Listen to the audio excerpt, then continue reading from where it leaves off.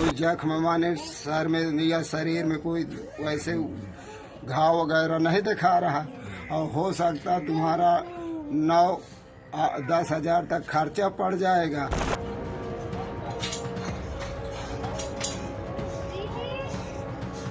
पिछले दिनों फतेहपुर जिले के धाता थाना क्षेत्र के सलेमपुर गांव में मूर्ति स्थापना के बाद रात में हो रहे जागरण के दौरान भगवान हनुमान की भूमिका निभा रहे शख्स की देखते ही देखते अचानक मौत हो गई।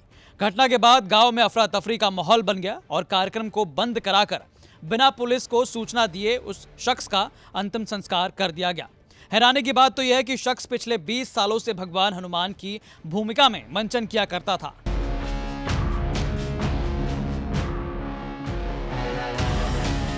इस घटना के बाद गांव में अफरा तफरी मच गई और क्योंकि परिवार इतना सक्षम और जागरूक भी नहीं था कि इलाज और पोस्टमार्टम करा सके, तो अगले ही दिन उस शख्स का अंतिम संस्कार कर दिया गया। कि रात में शनिवार को जागरण देवी के नाम पर उन्होंने हनुमान जी का रूप बना करके वहाँ पे लंका दहन का वो किए, और उसके बाद पूरा काम करने के बाद थोड़ा चक्कर आया और गिर करके उसके क्या कहते नीचे गिरे, और मैंने फिलहाल तुरंत माने मौत हो चुकी।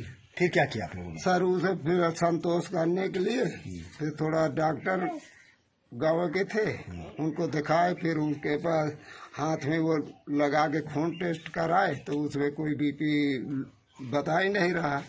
फिर सारा कुछ वो देखे, लोग बात है कि इसमें जान नहीं है, तो फिर उसके बाद घर लाए।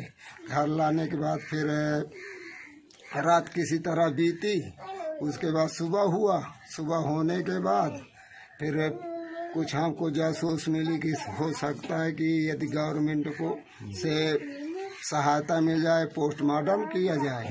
उनको हमने माने प्रधान द्वारा से पर्ची बनवा लाए थे, और फिर बीच में ये भया कि यार ये कोई जख्म माने सर में या शरीर में कोई वैसे घाव वगैरह नहीं दिखा रहा, और हो सकता तुम्हारा 9-10 हजार तक खर्चा पड़ जाएगा, और यदि नहीं निकल रहा तो निकल जाएगा। तो फिर क्या किया आप लोगों ने? फिर सर हमने कागज उसको माने अपने रिश्तेदारों को, गांव के सब लोगों को बुला करके मिट्टी दे दी। आपको बता दें कि परिवार की माली हालत बहुत खराब है। घर में राम स्वरूप ही एकमात्र कमाने वाले व्यक्ति थे।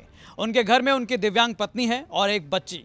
पत्नी अनसुईया ने हमारे संवाददाता नितेश श्रीवास्तव से बातचीत में बताया। क्या करते थे राम स्वरूप जी? धागा बेचते थे, वही में हमारा खर्चा चलता था। कौन कौन लोग हैं अब इस परिवार में आपके? मैं और मेरी बेटी और 2 मेरे देवर हैं, तो अपना अलग अलग रहते हैं। अब आगे कैसे पालन पोषण बच्चों को करेंगे? आप अकेले हैं, आप कोई आय का जरिया नहीं, कैसे पालन पोषण करेंगे आप? कुछ मिल जाएगा तो इसी में पालन पोषण हो जाएगा। कैसे किसी अपेक्षा रख रहे हैं आप? अपेक्षा किससे रख रहे हैं आप? हम इच्छा यही रखते हैं कि हम सब सरकार से क्या मांग कर रहे हैं? सरकार से यही मांग कर रहे हैं कि जो हमारी एक बच्ची है, हमको कुछ मिल जाएगा तो उसी में हमारा खर्चा चलेगा, अपना बेटी को पढ़ाएंगे लिखाएंगे उसमें।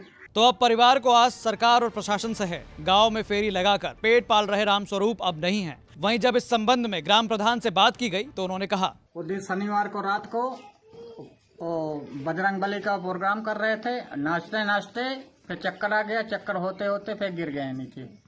क्या किया फिर आप लोगों ने? फिर गांव का डॉक्टर थे, उनको जाके इलाज करवाने के लिए ले गए, तो बीपी बिल्कुल डाउन थी, फिर वो खत्म ही हो गए। फिर डॉक्टर लोग बोले कि खत्म ही हो गया। पुलिस को सूचना दी आप लोगों ने? और नहीं, सूचना नहीं दिए थे। सब सुबह जब हुआ था सूचना देने के थे तो गांव वाले बोले कि कुछ मिलने उलना है नहीं है, अरे पैसा तुम्हारा बर्बाद होगा, इसलिए सूचना नहीं दे पाए। परिवार में कौन कौन है उनके साथ? उनका परिवार में उनका अनसुईया है देवी, और एक लड़की है उनकी 3 साल की। आय का क्या साधन रह गया उसका? साधन तो कुछ नहीं है उनका भी। फिर आप ग्राम प्रधान हैं, क्या उनको सुविधा मुहैया कराएंगे? अब गवर्नमेंट देखो, सरकार सोचे तो कुछ सुविधा उसको दे सकते हैं जी।